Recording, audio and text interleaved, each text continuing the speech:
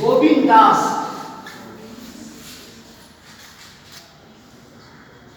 दास के राम वंदना पद पर है। मुदा पद से पहले दुपाती गोविंद दास के संदर्भ में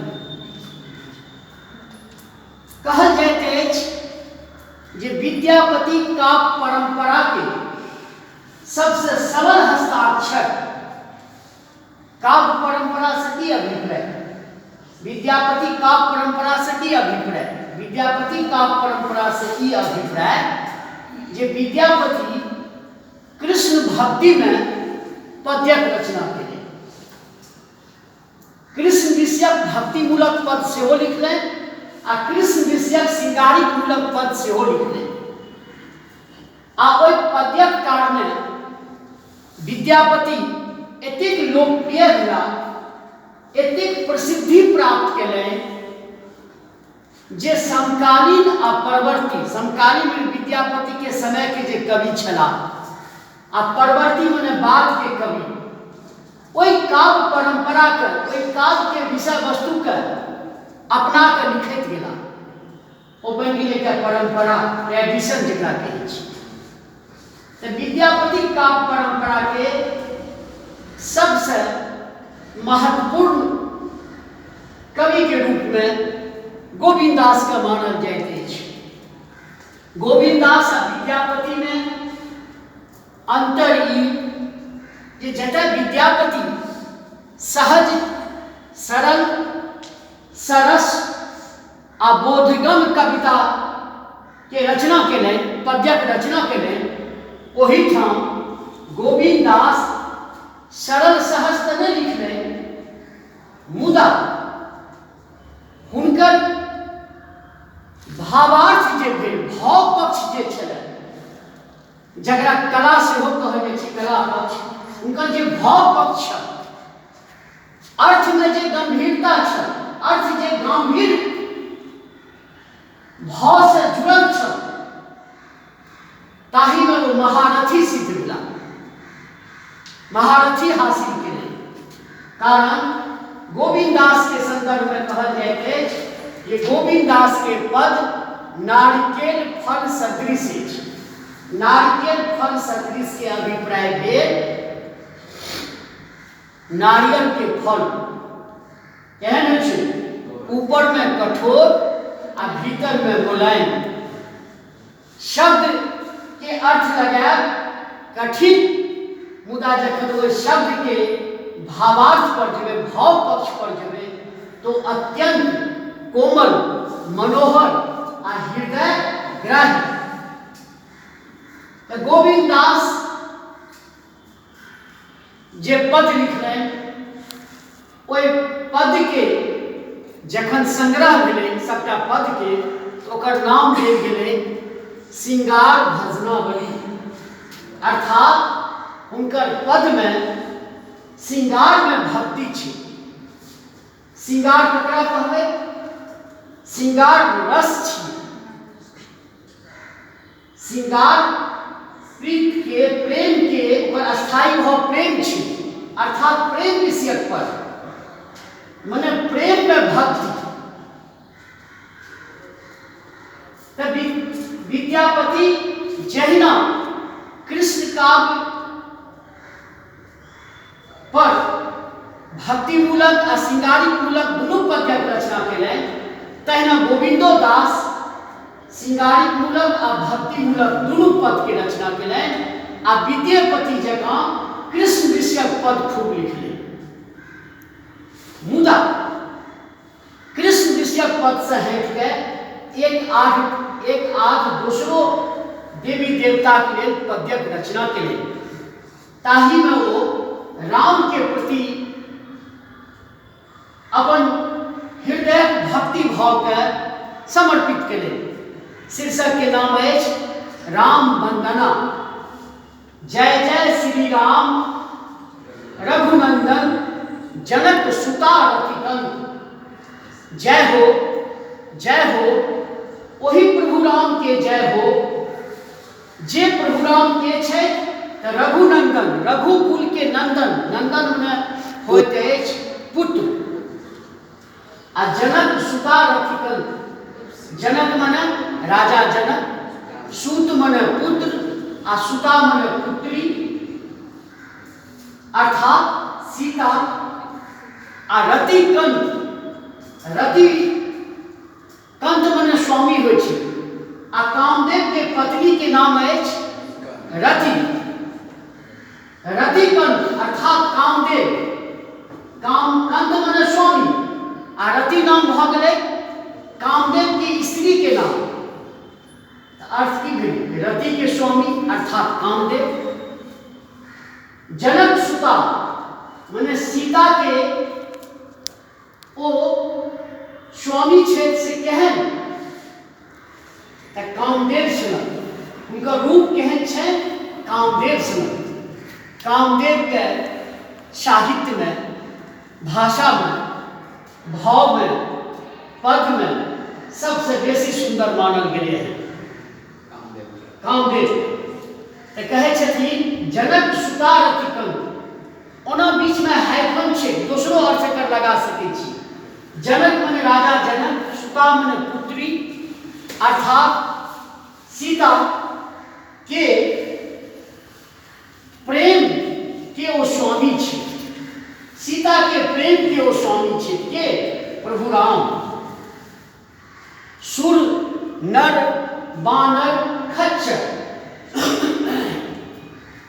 सुर मने देवता, नर मने मानव, बानर, खच्चर ख जो चर। ख मने होइ छै आकाश आ चर मने विचरण करेगा अर्थात पक्षी। पक्षी निशाचर। निशा मने रात, चर मने विचरण। रात के जे विचरण करे निशाचर मने राक्षस। जसु गुण गाव अनंत। जसु मने जिनकर गुण अनंत काल से गाबि रहल छथि बा अछि। कहबाक अभिप्राय जे देवता, मानव, दानव, पशु, पक्षी सब गोटा अनंत काल से प्रभु राम के गुण गाबि रहल छै। नव दुर्बादल श्यामल। नव दुर्बादल श्यामल। दुर्बादल नव नहीं, उल्टा लिखल पद किताब में। नव दुर्बादल श्यामल। नव द्वीप के पात के समान ओ श्यामल छै। नव दुर्बादल। दुर्बादल मने छै द्वीप। दुर्बा मने द्वीप आ दल मने पात। नव द्वीप के पात के समान ओ की छै? श्यामल छै।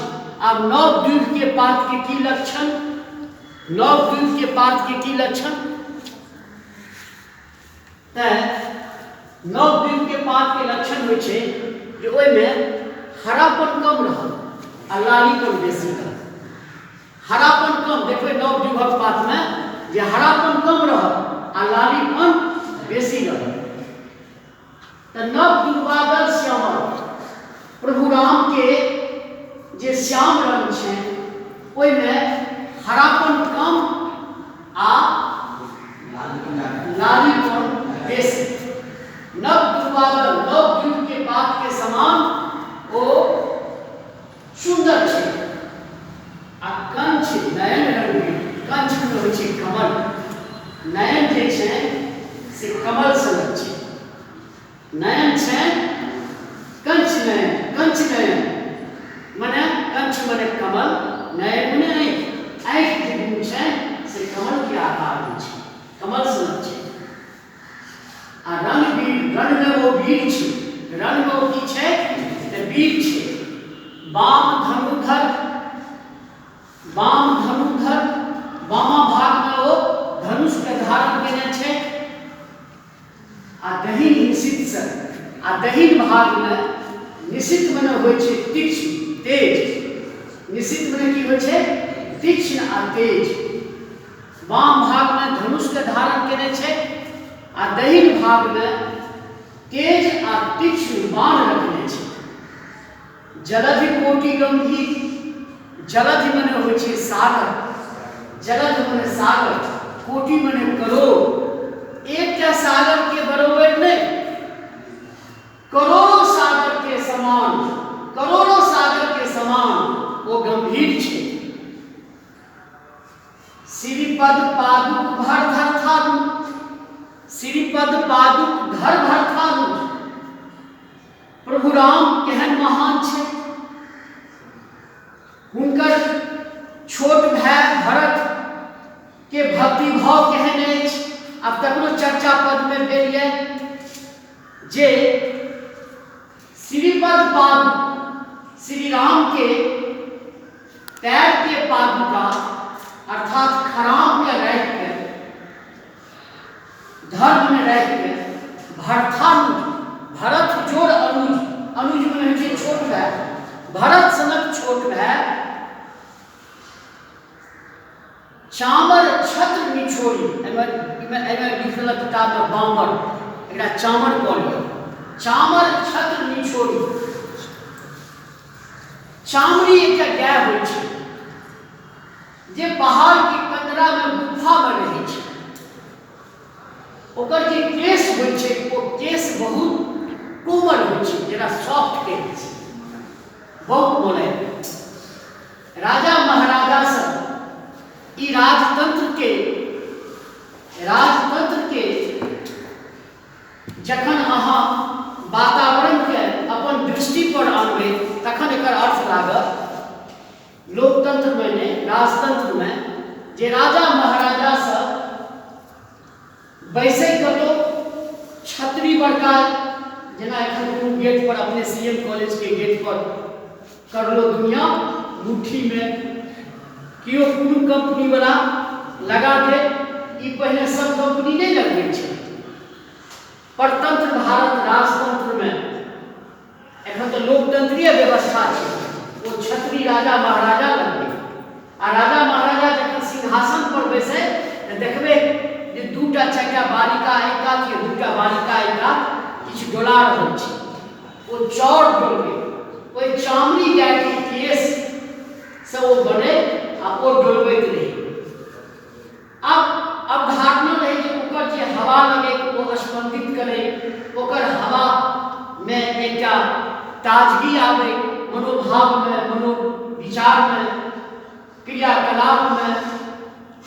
त चामर छत्र, छत्र वो छाता निछोड़ी में त्याग के कहवा का अभिप्राय जे ओ जे राज के जे अयाशी भाव होइ छै, जे वैभव होइ छै, जे विलास होइ छै, तकरा त्याग के अहाँ के छोट भाई अहाँ के पैर के खराम के राख के आ राज चला छै। कहवा का अभिप्राय जे राजा के जतेक अहाँ के वैभव आ विलास छै तकरा त्याग के आ राज चला रहल छथिन। की भेलै हे प्रभु राम, अहाँ के प्रति अहाँ के छोट भाई के हृदय में जे अहाँ के प्रति भक्ति भाव अछि तकर एहि तरह के भाव व्याप्त रहल। आगाँ अगला पद अछि भक्ति आनंदित मारुत नंदन, अहाँ के भक्ति से आनंदित होइ छै त मारुत नंदन, मारुत मने हवा आ नंदन मने पुत्र, हवा के जे पुत्र छै अर्थात हनुमान अहाँ के भक्ति से आनंदित होइ छै। चरण कमल कर सेवा, अहाँ के चरण कमल में सेवा करै छै। चरण कमल, अहाँ के जे चरण कमल सदृश है ताहिमे सेवा करै छै। गोविंद दास हृदय अवधारण, एहि बात के गोविंद दास हृदय अवधारण मने उपस्थित केने छै। गोविंद दास हृदय अवधारण, गोविंद दास तें एहि बात के, एहि विषय के अपन हृदय में हृदयगत केने छै। किनका हृदयगत केने छै त हरि नारायण देवा, हरि मने भगवान, नारायण मने विष्णु, देवा मने देवता। विष्णु के रूप में जे अहाँ देवता छी, विष्णु के रूप में जे अहाँ भगवान छी, तैं अहाँ के गोविंद दास अपन हृदय में रखने छै। किया त अहाँ के के प्रति अहाँ के छोट भाई के एहन भक्ति के भाव अछि। अहाँ के सुर नर बानर मने देवता दानव मानव पशु आ पक्षी सब अहाँ के गुण अनंत काल से गाबि रहल अछि। अहाँ ततबे देखै में सुंदर छी आ तेहने वीर योद्धा छी। कहबाक अभिप्राय जे सब गुण से अहाँ आगर छी, सब रूप से अहाँ आगर छी, सबके कल्याण अहाँ करै छी। तैं गोविंद दास सनक कवि सेहो अपन हृदय में अहाँ के रखने छथि, अर्थात अपन हृदय के भक्ति भाव से अहाँ के पूजै छी। कहबाक अभिप्राय जे राम के प्रति गोविंद दास के एहि पद में असीम भक्ति भाव छलकल अछि। भक्ति के जे धारा अछि ओ अविरल रूप में गोविंद दास के हृदय से